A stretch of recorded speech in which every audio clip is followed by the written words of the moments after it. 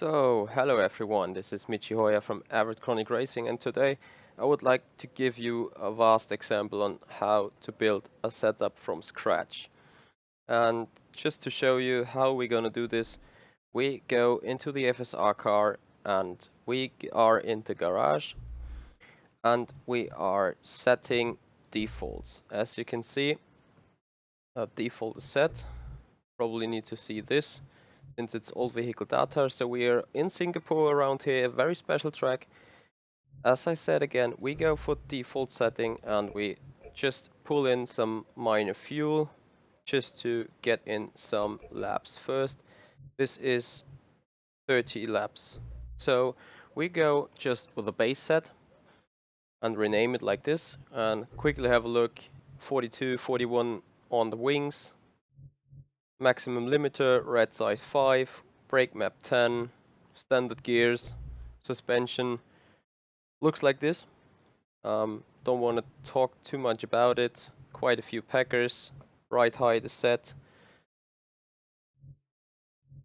And so we just simply go racing. Weight distribution is set, lateral is set, everything's based like it would come from factory. So we're just gonna go like this and put in one lap just to validate that thing. And this is such a narrow exit of the pit here, so you have to go forward and go backwards. So 90 kilometers an hour, here comes the line and we are off for Singapore. A very narrow track, and because it is baseline setup, I might probably not being used to it at all. There's literally no power on the brakes. But we just go out to set one lap time. And I'm gonna reset the delta best at the top. Currently there's no railroad whatsoever, so no rubbed line. However, the railroad is set to static, so that it won't change during the progress at all. So all setup changes we're going to do will have an impact on the time.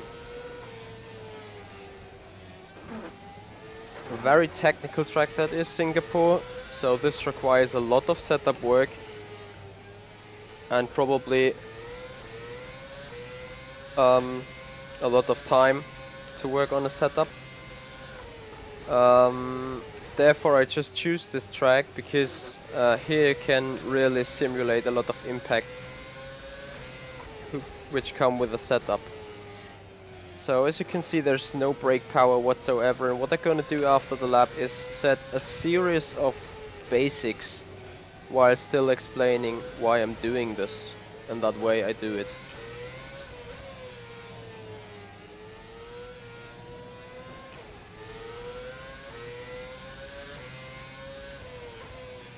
So I've been just given the question whether I go like this for every track, and the clear answer that is no.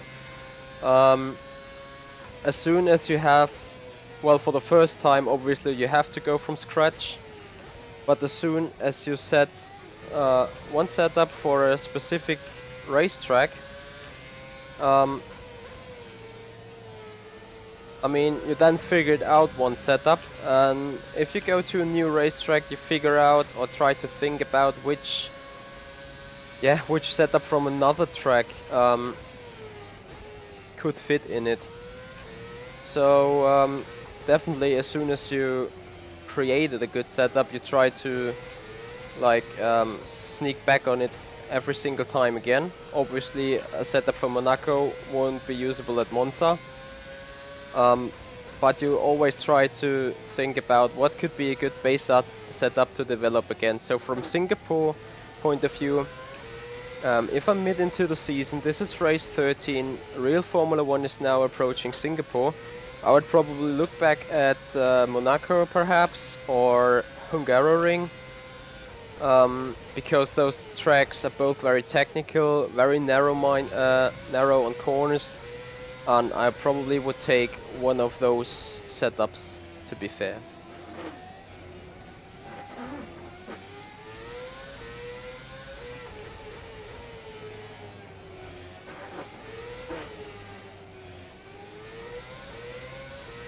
So I've been just asked another question now a bit about some colleagues. And yeah, I appreciate every support from the colleagues here. And we go around the first lap and we ended with setting a 1:48.0. So, to be fair, the car feels absolutely rubbish. We stay on the same tire, which is option tire. We remain 30 liters of fuel in the tank and we start building our setup from scratch. So the gears definitely have been way too long, so we put it shorter on the final to just reach out 300 kph, which is plenty enough. I will keep the differential as it is right now, but some base changes should be done to the wings and they should be upgraded to quite high. I think the maximum is 55 of each, 55 and 54, so the aerodynamical balance is set between 51 and 50. So we keep it like that. On the engine brake helps so much in slowing down the car. So we put it on 6 and we keep the rest on this sort of setting. Then we go on to the suspension. What we want to have is a lot of downforce, so therefore we do need a low ride height so that there is some kind of airflow below the bodywork. But the air really needs to be compressed and then it generates a lot of downforce. So we take down the packers to really 0 and we keep the ride height at 2.5, which is the minimum anyway. But at the back we go down with the packers to 0.5, which keeps us from bouncing up and down. And we go down to the ride height at 4.0 to just generate more aerodynamic grip at the end of the diffuser. Having said this, we want to have more or less some sort of a stiff car, so we keep the spring rates as they are right now. Then we go on to the chassis, and we do want to have the weight a little bit more to the back, so the front starts to rotate a little bit more. And we keep this, and if we look to the final stage, which is advanced, we want to decrease a little bit of camber since it's hard on the tires. We do it front and rear. And maximal pedal force, I always put it to 100 because you can then manage the brake pressure being applied and you will see a huge impact on the lap. Furthermore, we put the brake bias a little much more to the back since the fronts will lock up quite early, and the brake duct blanking we put to 4 so it reduces drag and still cool the brakes enough, because you need some brakes here obviously. However, you do not have hard braking zones like at Monza or Canada, so 4 for the beginning should actually be enough. Then we head out and see what those setup changes make some kind of a difference in lap time.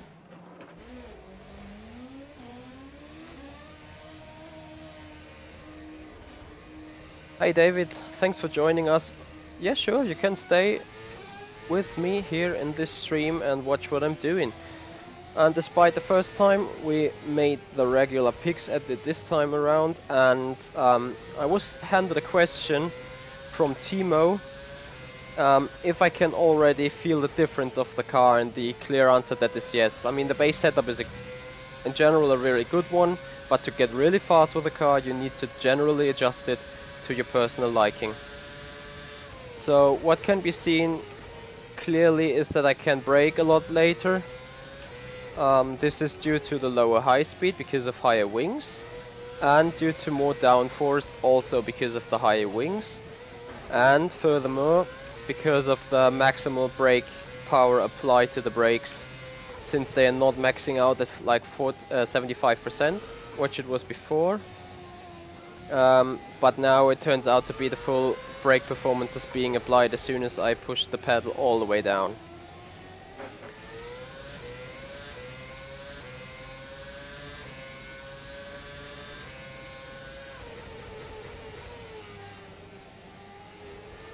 What else I can feel is that the engine brake map helps a lot on slowing down. That means while I'm off the brakes, just like now, the car rotates even more. So that means it does turn a little bit more. It's not that understeery still. So it definitely gonna help turning here, which is very important since it's a track where the aerodynamical grip is not that efficient because of the low speed, so you definitely need to create some turning moment by either mechanical grip or the engine brake map. And right now you can see the delta time at the front and see what our setup changes has done to our pace. Only after turn 3 we're 3.5 tenths down, and you will probably see it rising throughout the braking zone since I can go faster much longer and decelerate quite a lot.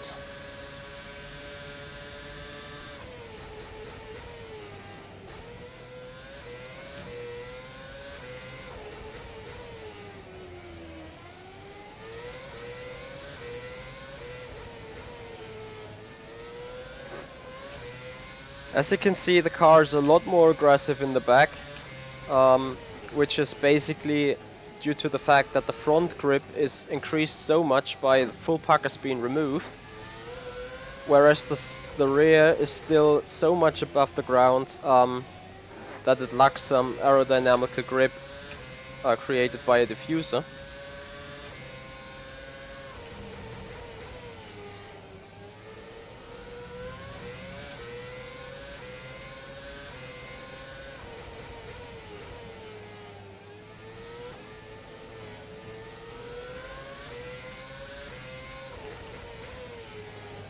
Well, David, you can feel free to rewatch the entire video since it will be uploaded to my YouTube channel, and I try to repeat all those questions handed so you can imagine what is going on my mind. And we just finished the first lap with a new setup and increase our lap time by 4 seconds closely, so 3.8 to be precise. And you really have to imagine that right in the beginning of building a setup from scratch, you're probably going to make the biggest effort ever, since when you're going from something very basic to you go even more specific, and the more specific you get, the little closer the steps are going to be. So what I definitely felt for braking in turn 4 was that the brakes have fully cooled out, so I'm gonna reduce the brake duct blanking to 2, which keeps some more temperature in the brakes.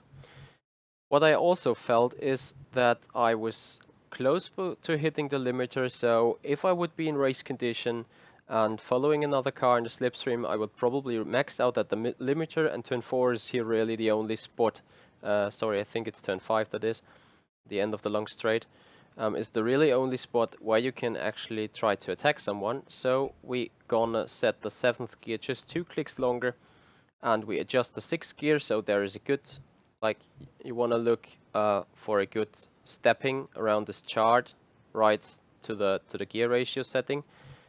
We also go a little bit longer on the first gear, so you can make use of the first gear throughout the lap and still have great performances out of the acceleration out of the corners.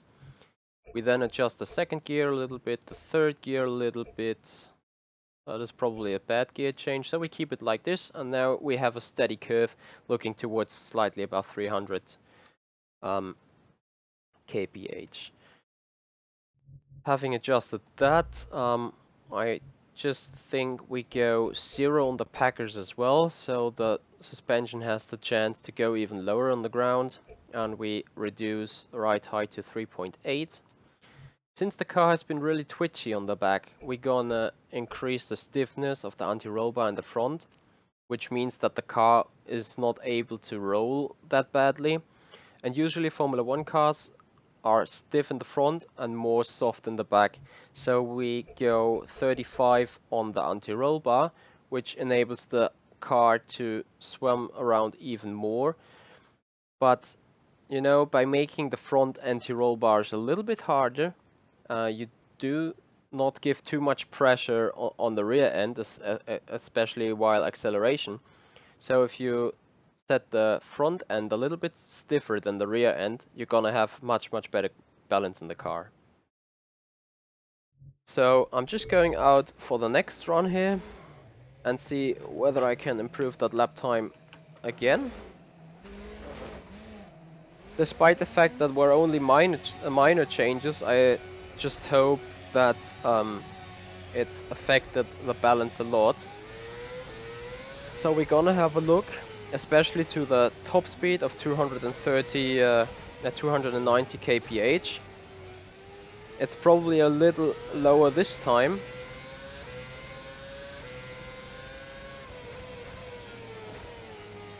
Tires are pretty cold. Oops, I touched the wall slightly.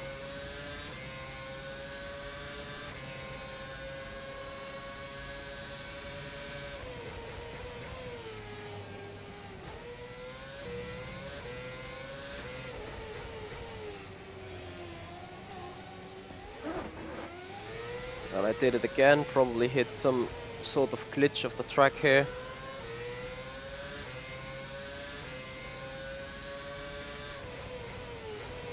I only changed minor parts to the suspension. So since I was asked the question, what I actually changed, my problem was I felt the car being too loosey on the back, like it was set up too hard, and it was not generating enough grip. So I lowered the car in the back to make the diffuser work a little bit more, increase the efficiency there a little bit to get more grip in the back.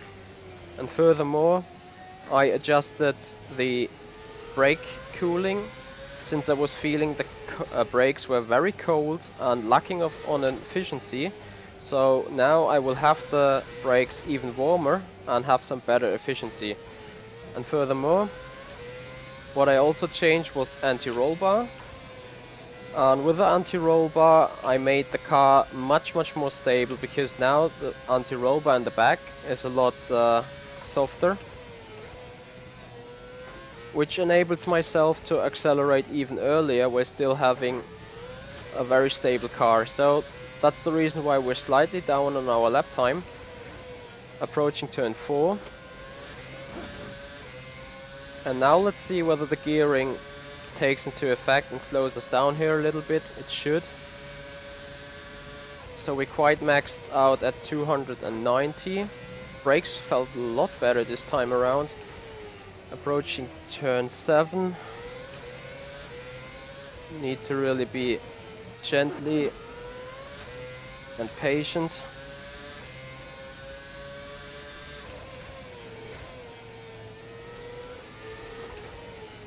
Oh, I missed those curbs here, to admit, but we're still minus on our lap time. Hard on the brakes. Make use of the first gear. And this first gear adjustment, and that's what I forgot, I set up the gearbox to make use of that first gear. The first gear gives you a lot of turning momentum and a lot of acceleration momentum. And when you shift down into turn 1, the car turns a lot even more because of the engine brake. So if you overshoot a corner or something, you can just shift down into first gear or lower gear and make the car turning even more. Oh, that was into the wall. Despite this little mistake, we improved our lap time by just another 10th. So that actually shows that with the setup changes we just did, we went into the very right direction.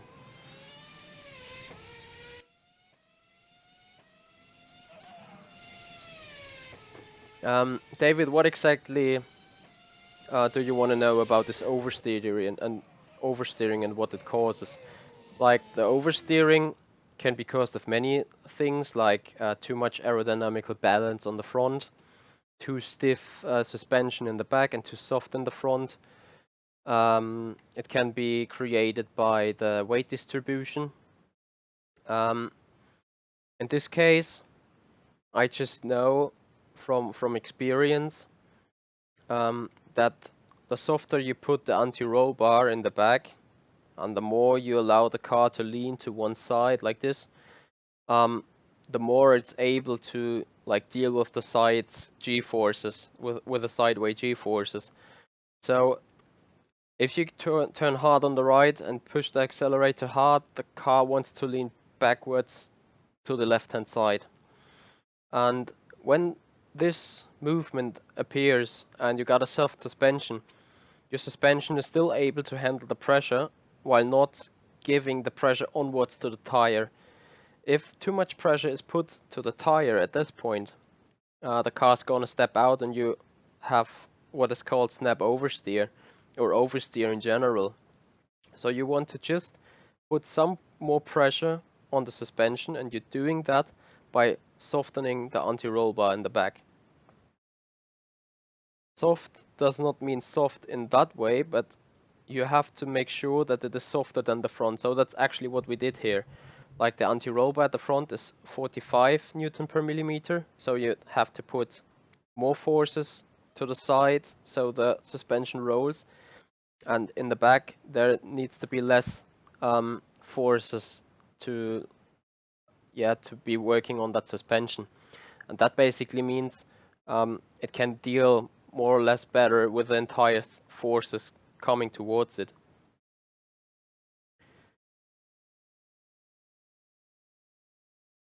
Wouldn't a positive front toe help with have more traction?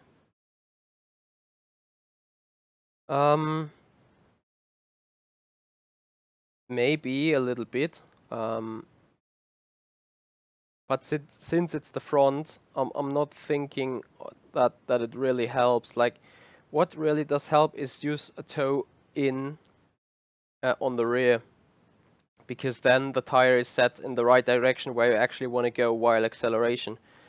So a toe in on the front, I mean, the toe in on the front is more or less here for making a car turning even more.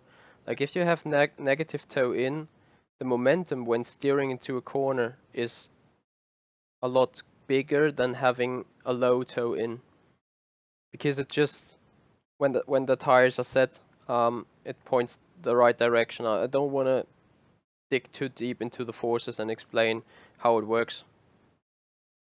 Exactly, so Robin just answered that question. The positive front toe will help with the turn in, as I just said, as the cost of stability. So stability in the back, that's actually what we wanted. So that's why I increased the roll bar a little bit in the front and decreased it a lot in the back. I felt much more comfortable with it. And now we're trying to set up the car even more. So what you have here around at Singapore is a very narrow track where you have to throw the weight from left to right in considerably short time. That means a lot of chicanes, a lot of slow speed corners. So you go to the right and then you go immediately to the left and right again. So you want to have that weight transfer being gently, being smooth. And you do this by adjusting the third springs. And on the base set they are relatively hard, which is good at this point, because the harder a suspension is, the slower the weight is being transferred. So that means when you brake and you have a hard suspension, the weight is just moving slowly towards to the front, despite when the third spring would be really soft. The weight goes much more faster to the front. So when you have a soft third spring in the front, you probably will lock up the rears, because as soon as you hit the brakes, all the weight is transferred to the front, and then there is more weight on the front than actually brake pressure. So you got too much brake pressure in the back as an equivalence of it, and that will lock you the brakes. And that's something you don't want to have here. So that setting is quite good. We just do it a little bit softer, and in the back we go 2 clicks softer. So the acceleration on the back is still good, and the deceleration helps us not to lock up on the brakes.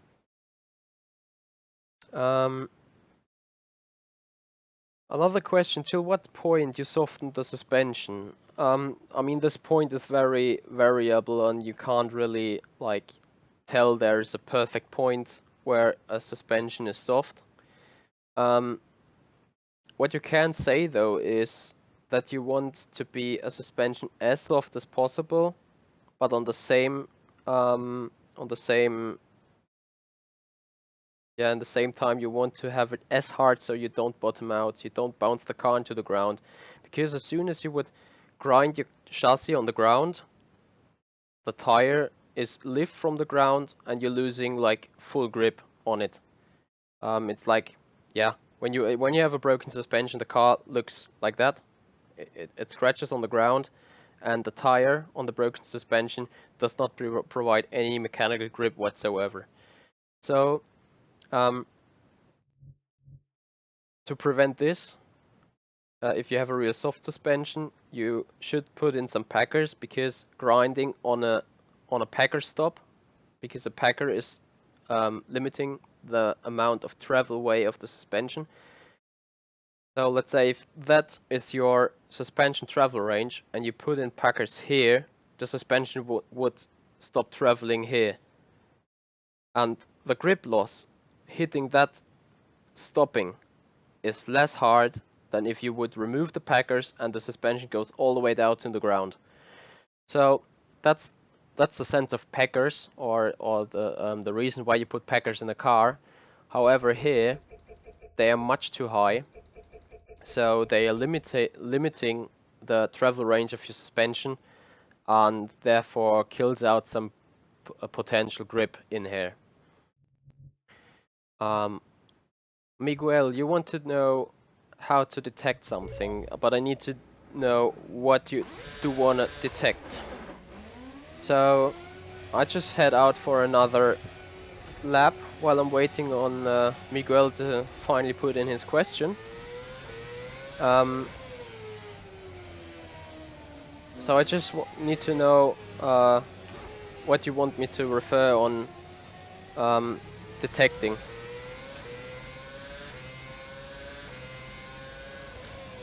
I'm gonna just give you a little hint, like when I'm going down the street and you now see the suspension going up and down on the left and right. When I turn to the right, the left suspension is going up and you see the car rolling, but at the same time it stays stable in the back, because the back is even softer and can handle more forces than the front. So that's the reason why I put softer anti-roll bars in the back, so that there is more stability in the car.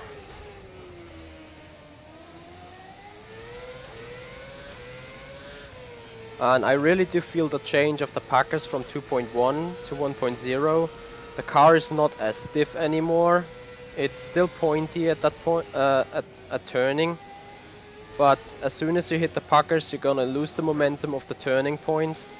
And now the momentum of the turning in remains a little longer.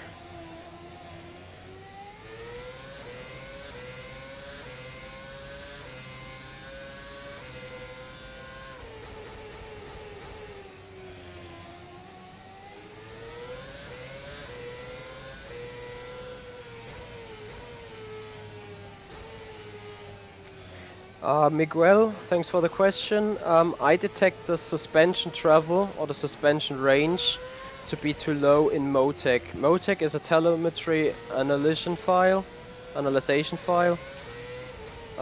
tool, sorry. And with the files coming from the car, everything I'm doing here is logged with 1,000 set of data per second. And I can then analyze and see at which point of the track I'm hitting out on the suspension.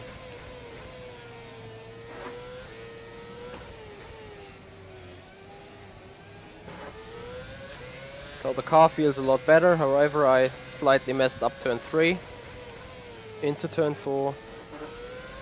There's a little bit of a bump on the apex. So Miguel, I would expect you or advise you to use Motec to analyze the travel range of your suspension.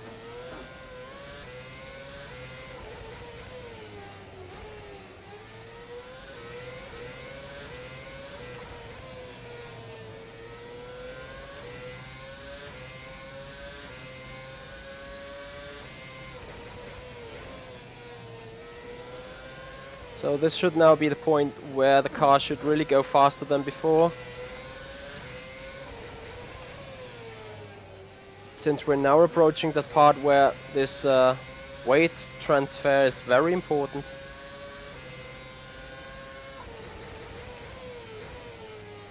Slide lock up there. And now you will see the time dropping, I think. Going into the minus.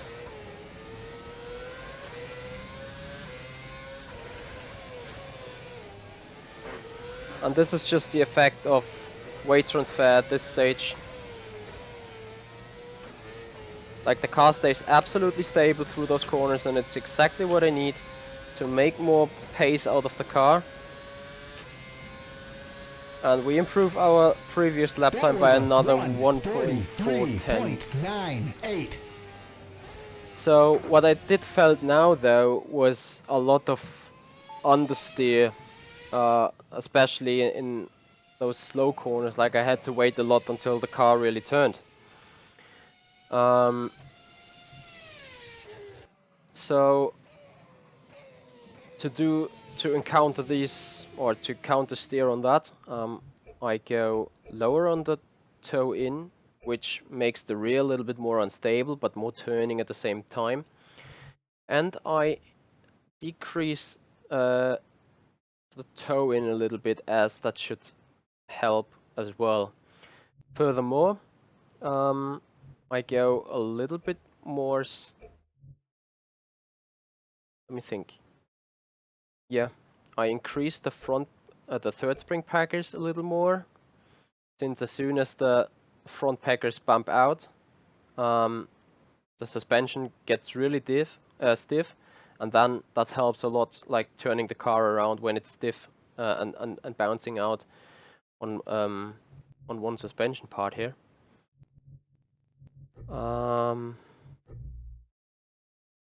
I don't think I want to change anything else at this point. Oh, I want. I make the rear end a little bit stiffer again, so the rear end is turning a little bit more, and furthermore I'm gonna reduce the brake map.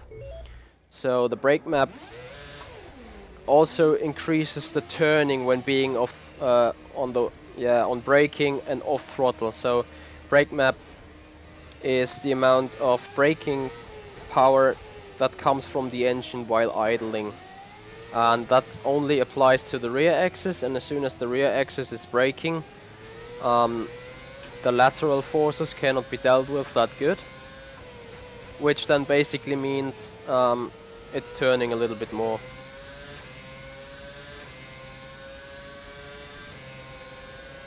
So we're just gonna have a check again, and you can see the car wants to step out a little bit harder on the back this time. If you would compare it to the recordings from 5 minutes ago. So we go for another run and try to improve the lap time.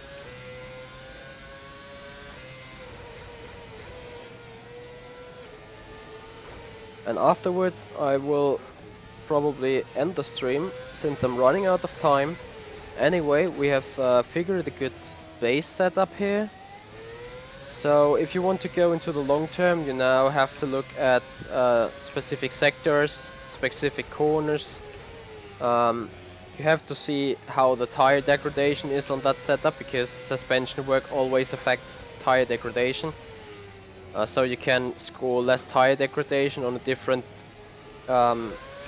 suspension setting while still scoring the same lap times, and that's everything, or that is stuff that can be figured out by either using Motec or having good experience, and you will build and learn some progress for the time being when you work on your car.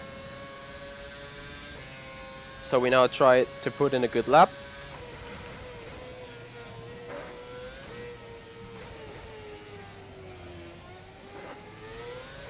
As you can see, there was no understeer this time.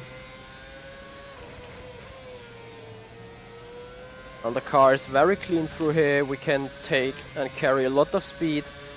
As you can see, the bar at the top going even more into the green.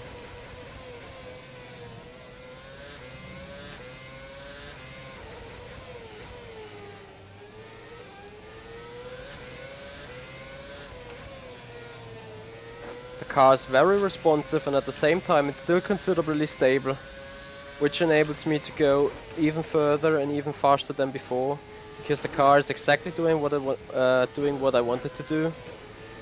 A little bit too much grinding on that curb. A little bit of an oversteering moment. Hard on the brakes. And we go a lot faster through here, carrying a lot of speed on that short straight. Setting the car up for the brakes. Into the S's. We probably may lose out some time through here.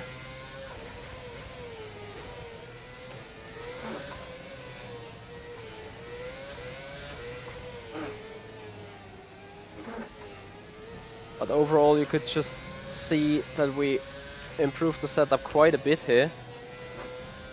I'll try to pull in just another lap to confirm that lap and see that that is replicable. 3.31.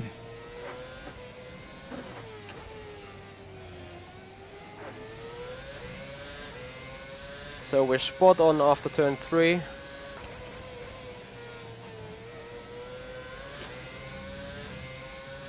Still spot on after turn 4. Time delta is very similar.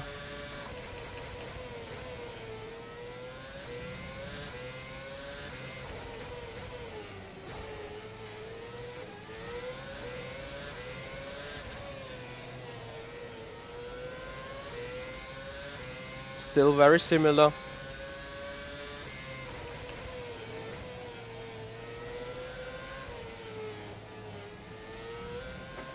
I was a lot better here this time. As you can see, that mistake the lap before just costed me around 2 or 3 tenths. Same with the acceleration here. So we just found 2.5 tenths in the middle sector.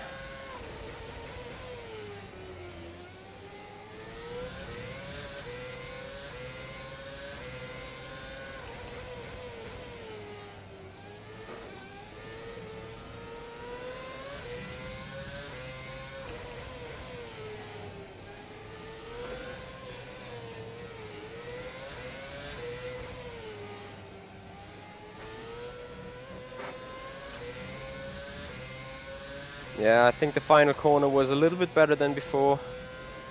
Sorry, that was the penultimate corner. Yeah, and we so increased the lap time quite a bit again. 2.87. And now I'm just giving you an example for what still needs to be done in terms of setup work. And that would be looking to the right of the screen, tire wear, which is at the right borders, 90% on the left. Oops, wrong braking point here. And 88% on the right. So some tracks considerably consume more tire on one hand and less on the other hand.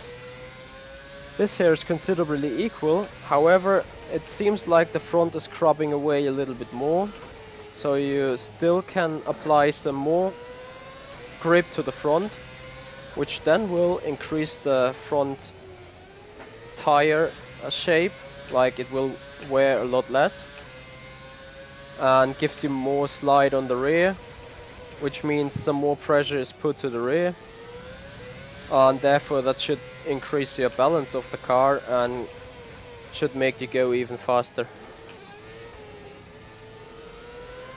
So I'm just gonna box the lap, box at the end of this lap, and I'm gonna answer the last 1 or 2 questions. I can do this while driving though, so there's another question. How do I know when the car can get much faster or much slower? 1:43.59.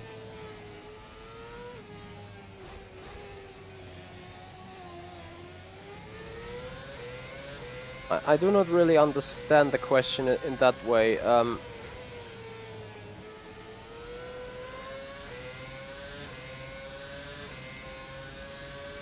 I mean, you will not always hit a perfect lap or something, and you won't always have the perfect setup in terms of physics.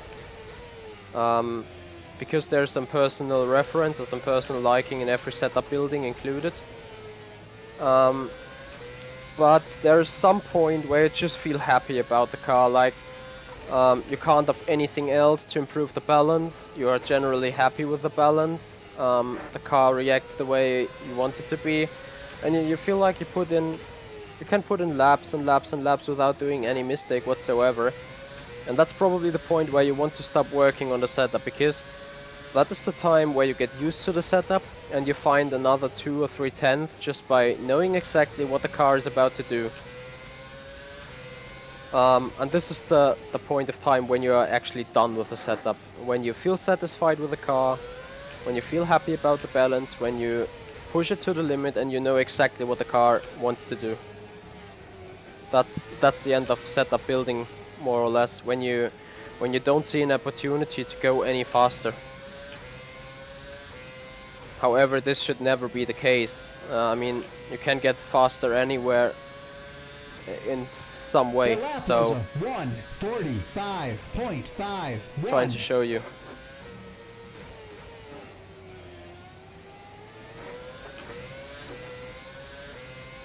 And then give feedback on what I thought can, or what I think can make the car even better. So what the car can make even better if it is less aggressive in the back, a little bit more stability would help. It's nice on the curbs here, however it starts snapping out a bit when having high revs. So that's the point where differential come into play. But I would prefer to refer to differential in a different setting, because to show the effect of differential, the suspension should be set first, and you should get some bring some time along to get into that differential things. So probably better to do it on another day, since the first chapter of building a setup is just about to finish. I'm just trying to pull in the lap cleanly to the end. That is into the emergency exit, turn around the car, go request a pit stop, and just nail it into the pit entry. That's something you want to practice for every race, how to get into the pits.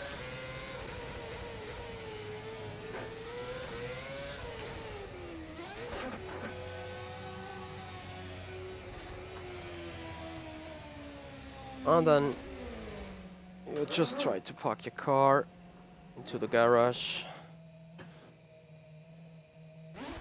And since I'm not able to make it because there's something in my way, I'm just gonna press escape and save the setup as being Singapore step 1 version A. You want to call it different versions because you want to keep your setup basically the same, but version A, B, C and so on just have some minor tweaks on some specific settings, and you don't want to get mixed up with that. So you accept it, and if you want, you can put something in the loads like car balance is good overall. It has a little bit too much turning moment in the back, which means it's oversteery while acceleration. And then you know exactly where to go on and where to like work when you come for the next set of racing. You save it again so that the nodes are being carried over. That's it from me. I'm Michi Hoyer, driver of Avid Chronic Racing. Like if you see what I'm doing, and subscribe, share with your friends, and I hope to see you back for the next time. Thank you very much.